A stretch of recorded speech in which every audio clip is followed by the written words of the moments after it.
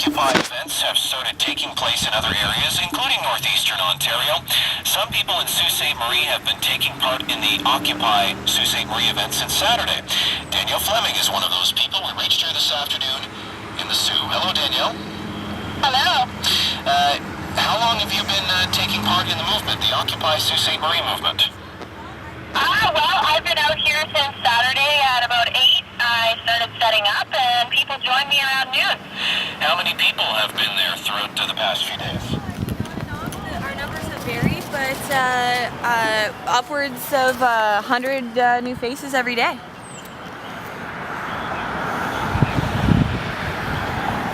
Mostly they're just asking what's going on and why we're out here and you know, what we think we're going to achieve in Sault Ste. Marie. Well, you know, my awareness that just inform people about the issues that affect our nation and you know, ripple out into the rest of the world. The Occupy Wall Street movement has been under a bit of criticism for the fact that it's protesting kind of everything under the sun. It's protesting a lack of jobs, protesting wealth distribution, protesting this, protesting that. Is the Occupy Sault Ste. Marie movement, is it any more organized than what's happening in the States? Well, you know, there are a lot of issues that people are dealing with. So, I mean, obviously there's always a variety of concerns that get brought up. But mostly I think it's about, in Canada, about bringing transparency to our government and just kind of knowing what's going on up there, and so they have all of our kind of concerns in mind rather than just the wealthy few. And is that the one thing that kind of inspired you to go out and try and take part in this movement or get it started? Yeah, for sure. I mean, in Sault Ste. Marie we have, I don't want to say high, but a moderate rate of unemployment, and a lot of people here are struggling to just make ends meet, or, you know, not even that. And I see a serious issue with that. And that seems to have been the catalyst for things in the States with how things happen down there.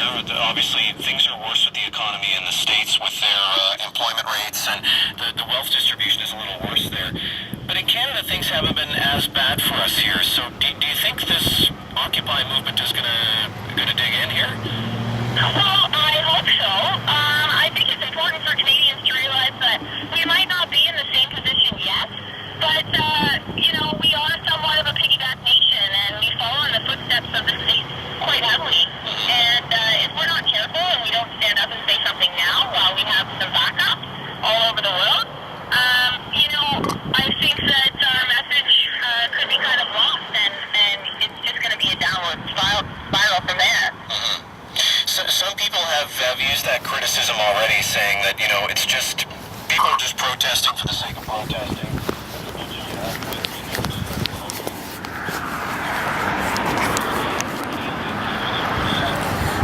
I think they should wake up and kind of take a look at the systems and take a look, you know, even if you think that you're financially stable, I can guarantee that you probably have 2 full-time incomes coming into your home, and you may not own your home, you may not own your car, and it's getting near impossible to do any of those things anymore.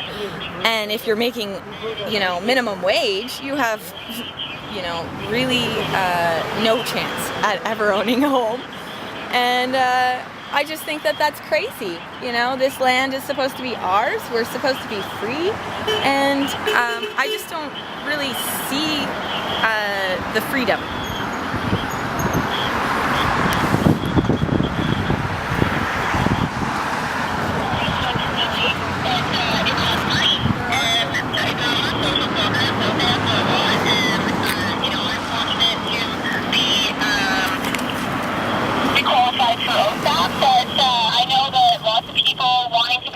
Can't afford it, and I just think that should be our right to an education.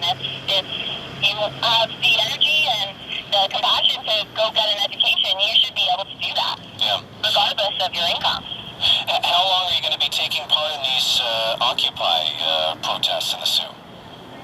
Well, I mean, ours is we are camping out, so I'm going to be here as long as it takes, or until winter comes, you know.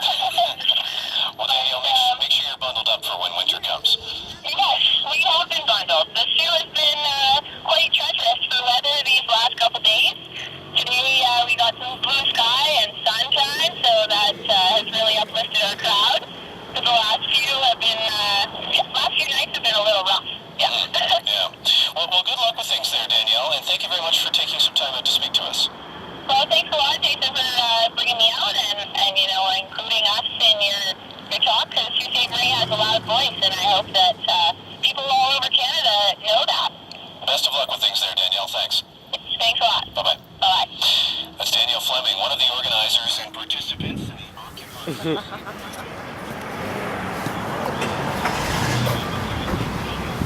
That's good. Is it okay? Mm-hmm. Did I sound weird?